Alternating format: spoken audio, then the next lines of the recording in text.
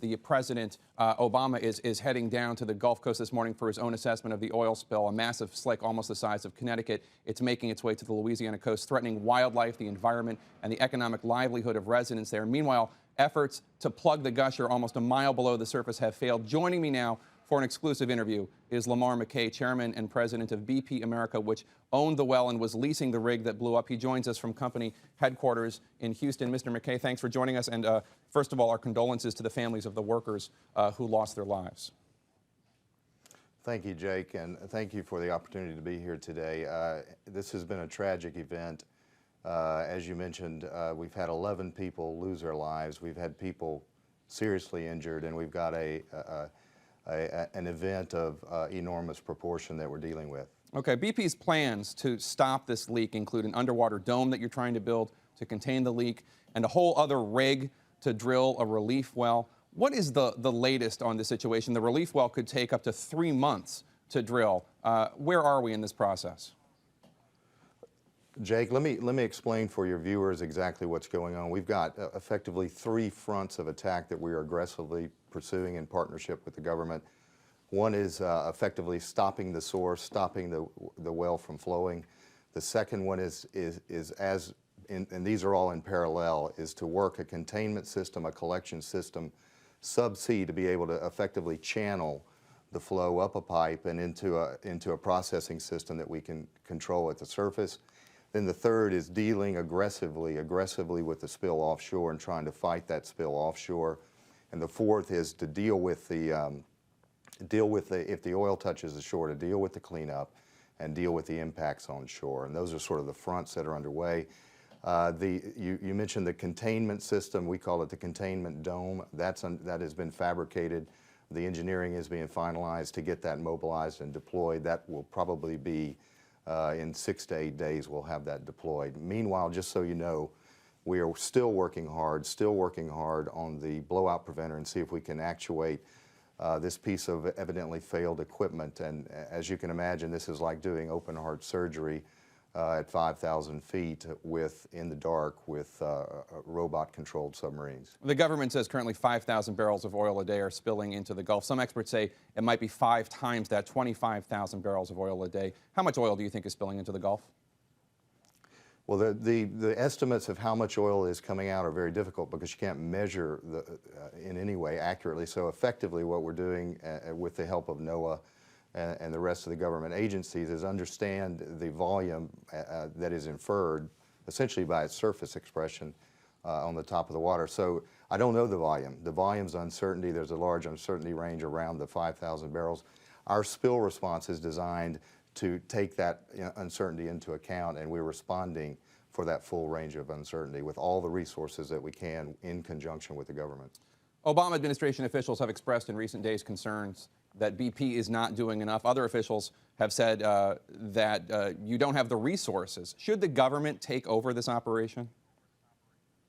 I think as we've said from day one, we're throwing every resource that we've got at this. And this is now an industry effort. It's not just a BP effort. It's an effort in conjunction with the government. And I think the partnership that we've got between industry and the government has rallied an effort that is unprecedented in size. And I think that effort is actually working pretty well. It will continue to be flexed and expanded where it needs to. And I think, the point here is we are doing everything possible that we know of, and I believe I'm talking about the collective we here, to control the source first. That's our first priority, while in parallel fighting the thing offshore as far as possible and as effectively as possible, and then dealing with the cleanup and issues and impacts on shore should they occur.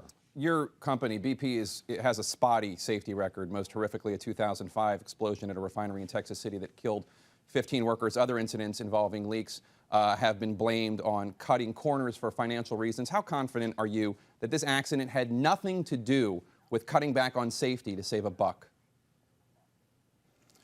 Well, the investigations are going to show the cause of this accident, and we want those investigations to be done. My belief is that that does not have anything to do with it. I believe we've got a failed piece of equipment. We don't know why it failed yet in this contracted rig and BOP system. We'll figure that out.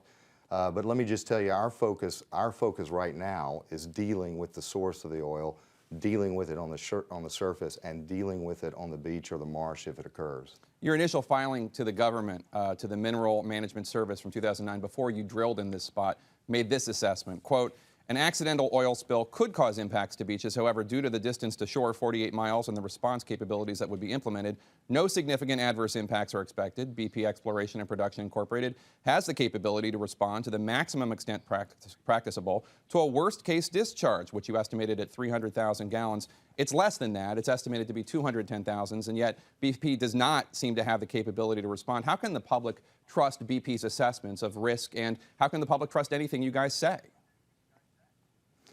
Well, I think we are responding very, very aggressively. As you may know, we had a response plan filed for the drilling of this well that incorporates various capability around the Gulf Coast. That spill response plan was activated as soon as this event occurred. It has been extremely aggressive. It will continue to be extremely aggressive. And I believe the response, this is, you know, we must understand, this is a very low likelihood but very high impact incident, and the response is matching that incident.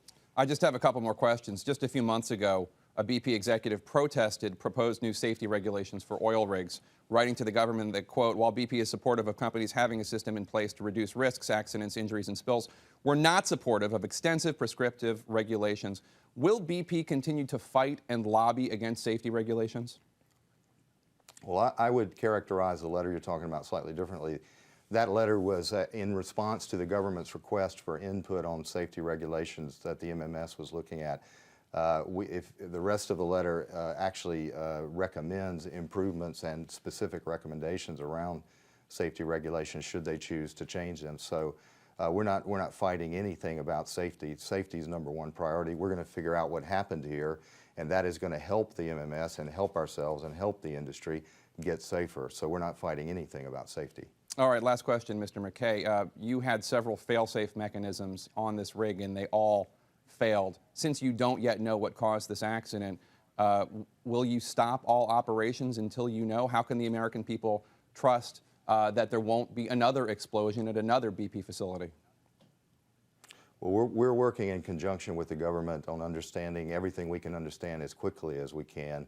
We're not going to do anything that we think is unsafe. We're doing extra tests on various pieces of equipment to make absolutely sure they will work in the condition they're intended to work in.